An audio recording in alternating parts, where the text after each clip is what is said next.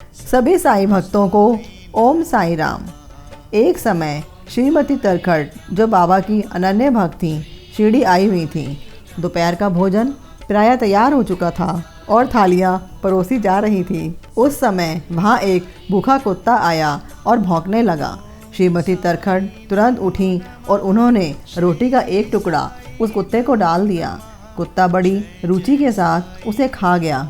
संध्या के समय जब वे मस्जिद में जाकर बैठी तो बाबा ने उनसे पूछा, माँ, आज तो तुमने मुझे बहुत प्रेम से खिलाया। मेरी भूखी आत्मा को बहुत सांत्वना मिली है। सदैव ऐसा ही करती रहो, तुम्हें कभी न कभी इसका उत्तम फल अवश्य प्राप्त होगा। अगर आपको ये वीडियो अच्छी लग रही हो तो इस चैनल को सब्सक्राइब करें।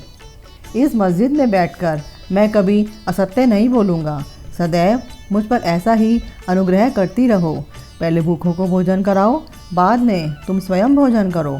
इसे अच्छी तरह ध्यान में रखो। बाबा के शब्दों का अर्थ उनकी समझ में न आया। उन्होंने प्रश्न किया, बाबा, भला मैं भोजन किस प्रकार करा सकती हूँ?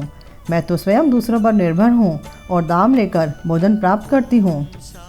बाबा कहने लगे, उस रोटी को ग्रहण करके मेरा हृदय तृप्त हो गया है और अभी भी मुझे तृप्ति की डकारें आ रही हैं। भोजन करने से पूर्व तुमने जो कुत्ता देखा था और जिसे तुमने रोटी का टुकड़ा दिया था, वह यथार्थ में मेरा ही स्वरूप था। इसी प्रकार अन्य प्राणी जैसे बिल्लियाँ, सुअर, मक्खियाँ, गाय मेरे ही स्वरूप हैं। अगर आप वीडियो में यहाँ तक पहुँच चुके हैं तो कृपया करके कमेंट बॉक्स में जय साईं राम अवश्य लिखें। मैं ही उनके आकारों में डोल रहा हूँ। जो इन सब प्राणियों में मेरा दर्शन करता है वह मुझे अत्यंत प्रिय है। इसलिए द्वैत और भेदभाव को भूलकर मेरी ही सेवा करो। इस कहानी से बाबा यह शिक्षा देते हैं कि स्वस्थ प्राणियों में ईश्वर दर्शन करो।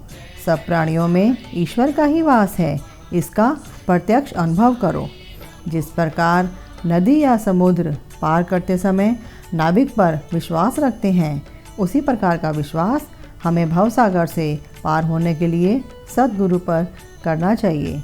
आप सबका दिन साईं में हो। ओम साईं राम।